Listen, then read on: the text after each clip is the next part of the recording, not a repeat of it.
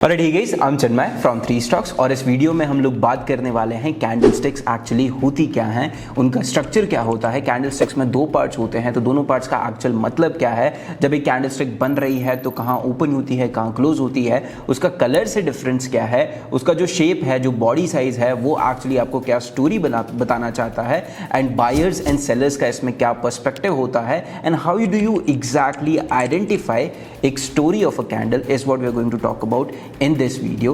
Let's get started with the video now. Buyers है और buyers stock को लेकर चले, we have sold enough की तरफ and spherical एक square shape में पार्ट।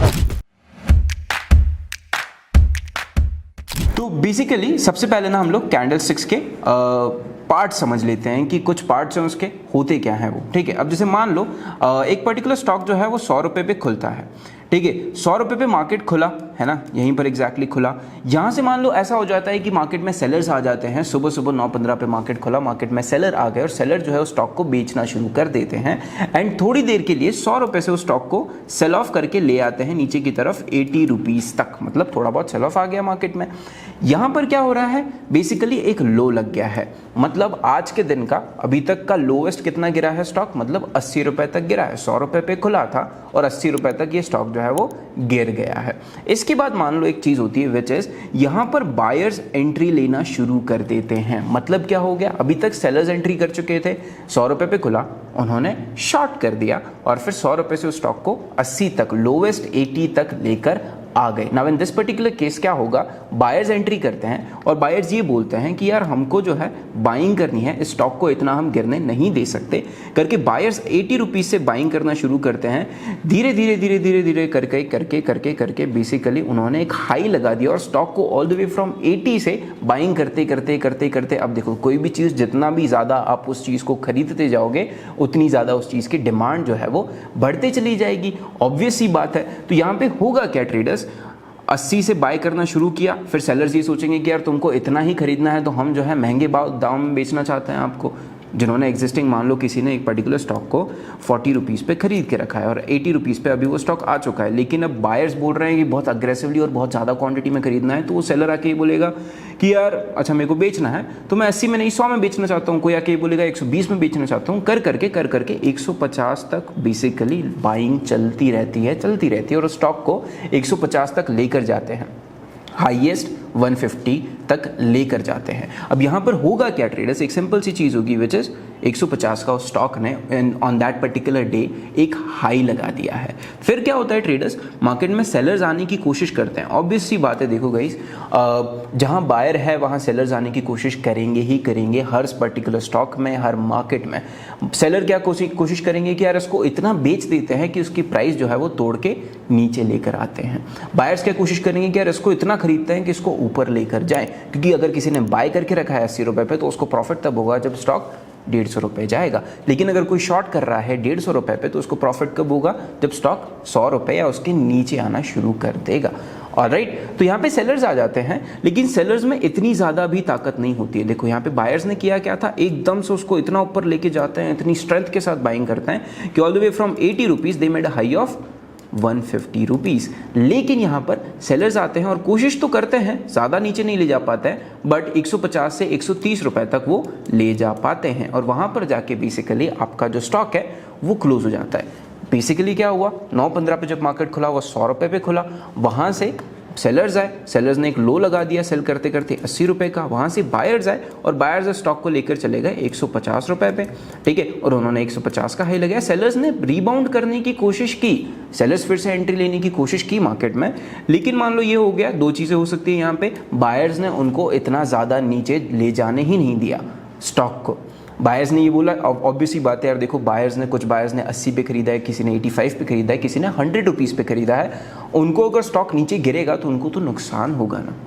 ठीक है, सेलर्स तो दो तरीके के होते हैं, जो पहले शॉर्ट करना चाहता है वो भी सेलर हो गया, और दूसरी बात ये भी हो गई कि यार किसी ने बहुत पहले से खरीद के रखा था और वो अब बेचना चाहता है। तो सेलर्स तो दो तरीके के होता है, बाइंग में भी सेम कंडीशन होती है, लेकिन ऑब्वियसली कोई भी यही चाहेगा अगर उसको प्रॉफिट बुकिंग भी करनी है तो वो हायर लेवल पे करना चाहेगा। That is the reason being यहाँ पर बायर्स जो हैं 130 रुपये से ज़्यादा नीचे स्टॉक को गिरने ही नहीं देते हैं। बायर्स में इतनी ज़्यादा स्ट्रेंथ थी और 130 रुपये पे क्लोज कर देते हैं। अब देखो, जहां मार्केट खुला है और जहां मार्केट क्लोज हुआ है, इसकी बीच का ये जो बड़ा स्क्वायरिकल एक स्क्वायर शेप में पार्ट आपको दिखाई दे रहा है, ठीक है, इसको हम बोलते हैं बॉडी ऑफ द कैंडल।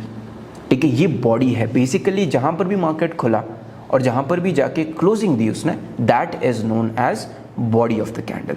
ठीक है, उसके बाद जहां तक मार्केट खुल के गिरा है ना, वहां तक मार्केट गया है, लेकिन वहां से वापस रीबाउंड हुआ और सेलर्स उसको ऊपर लेके चले गए।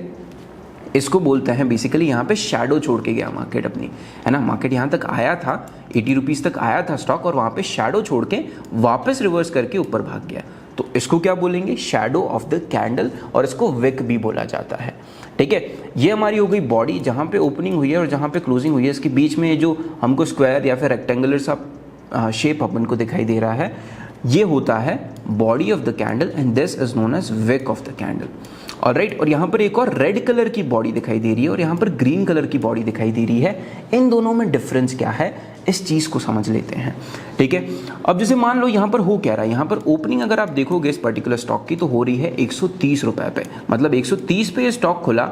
ठीक है, यहाँ से हो सकता है शुरुआत में ये हुआ कि बायर्स आए और उसको ऊपर ले जाने की कोशिश की, 130 से 150 ले जाने की कोशिश की उन्होंने, लेकिन वहाँ पर एक हाई लगा दिया और फिर वहाँ से सेलर्स की एंट्री होती है और उस स्टॉक को गिराना शुरू कर देते हैं all the way back down to 80 rupees. 80 रुपये तक उस स्टॉक को नीचे की तरफ गिरा देते हैं, है ना। तो बेसिकली खुल के ऊपर गया और फिर वापस सेल ऑफ आ गया मार्केट में, और नीचे का लो लगाया इसने समवेयर अराउंड 80 रुपीज़ के आसपास तक का, 80 रुपीज़ तक। यहाँ पर सेलर्स ने सोचा कि यार चलो ठीक है, वी हैव सोल्ड इनफ, है ना। एंड यहाँ पर अब बायर्स आने की कोशिश करते हैं कि यार स्टॉक को इतना ज़्यादा गिरते हुए हम नहीं देख सकते, क्योंकि हो सकता है उन्होंने 130 या 150 पे खरीदा होगा, अब वो स्टॉक 80 रुपये आ गया है, तो दे विल बी थिंकिंग कि यार इतना ज़्यादा नहीं गिरने दे सकते। उन्होंने यहाँ से फिर से रीबाउंड करने की कोशिश की एंड मार्केट में फिर से पार्टिसिपेशन शुरू किया और 80 रुपये के स्टॉक को वापस ऊपर ले जाते हैं 100 रुपये, लेकिन सेलर्स ने 100 रुपये से ज़्यादा उनको ले जाने नहीं दिया ऊपर की तरफ। एंड एक चीज़ हो गई विच इज़ मार्केट उस दिन के लिए बंद हो जाता है, एंड ये कैंडल जो है ये बंद हो गई, और ये हुई कितने पे? 100 रुपये पे क्लोजिंग हो गई। तो end of the day buyers आने की कोशिश कर रहे थे, लेकिन सेलर्स ने आने नहीं दिया और मार्केट क्लोज हो गया। तो रेड कलर की बॉडी है, इसका सिंपल सा मतलब ये होता है ट्रेडर्स कि उसका जो बॉडी का हाई है that is where market has open, और उस बॉडी का जो लो है वहां पे मार्केट गिरा है। ठीक है, वहां तक जो है मार्केट गिरा है। उसके बाद जो है ये जो शैडोज हैं इनका तो सेम ही मतलब होता है। ऊपर की जब भी शैडो है किसी भी कैंडल की, किसी भी बॉडी की, बेसिकली एक कैंडल है उसके दो पार्ट्स हैं, बॉडी एंड विक। तो कोई भी आपकी बॉडी है उसके ऊपर की जो विक होती है वहाँ तक उसका जो हाई है वहाँ तक मार्केट गया है, और अगर किसी भी बॉडी का नीचे की तरफ अगर विक है मतलब क्या हो गया, मार्केट वहाँ तक नीचे गिरा है। That is what the structure of candle actually means. तो चलो अब हम लोग लाइव मार्केट में जाके एक कैंडल स्टिक को बनते हुए देख लेते हैं लाइव। ऑलराइट, तो let's get back to our screen now. यहाँ पे जो टाइम आपको दिखाई दे रहा है उतना ही टाइम उस कैंडल को क्लोज होने में बचा है, और अब ये 2 सेकेंड में नई कैंडल जो है वो बनना शुरू हो जाएगी।